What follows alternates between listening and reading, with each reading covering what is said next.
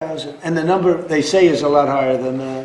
যুক্তরাষ্ট্রের সঙ্গে ইরানের আদৌ কোনো শান্তি চুক্তি হবে কিনা এই নিয়ে যখন শঙ্কা চলছে, তখন মার্কিন প্রেসিডেন্ট ডোনাল্ড ট্রাম্প বলেছেন ইরানের সঙ্গে আবারও যুদ্ধ শুরু করার প্রয়োজন হতে পারে।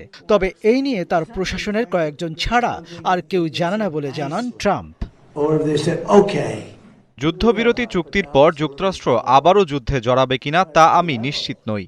তবে ইরানের সঙ্গে আবার যুদ্ধ শুরু করার প্রয়োজন হতে পারে। ইরান একটি সমঝোতায় পৌঁছাতে আগ্রহী। And we help them with Ukraine. এদিকে যুক্তরাষ্ট্র নতুন করে হামলা চালালে দীর্ঘ ও পাল্টা আঘাত হানার হুমকি দিয়েছে ইরান। একই সঙ্গে তারা হরমুজ প্রণালীর ওপর নিজেদের নিয়ন্ত্রণ বজায় রাখার ঘোষণা পুনর্ব্যক্ত করেছে।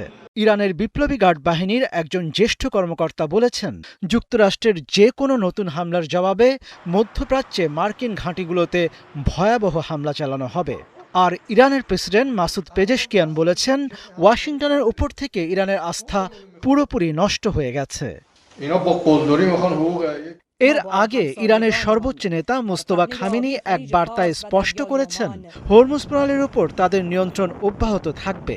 ইরানিদের উদ্দেশ্যে দেয়া নতুন এক বার্তায় যুক্তরাষ্ট্রকে উপসাগরীয় অঞ্চল ছাড়া করার দৃঢ় সংকল্প ব্যক্ত করেন তিনি।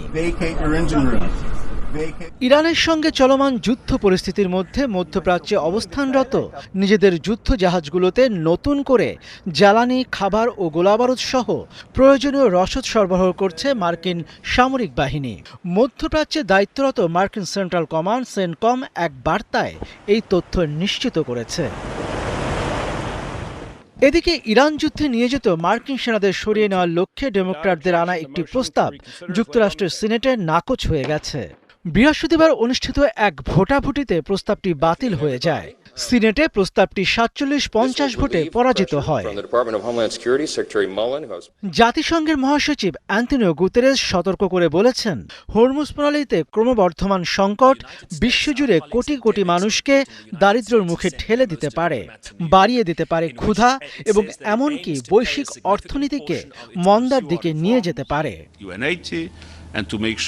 মনিরুজ্জামান বাবু, ৭১।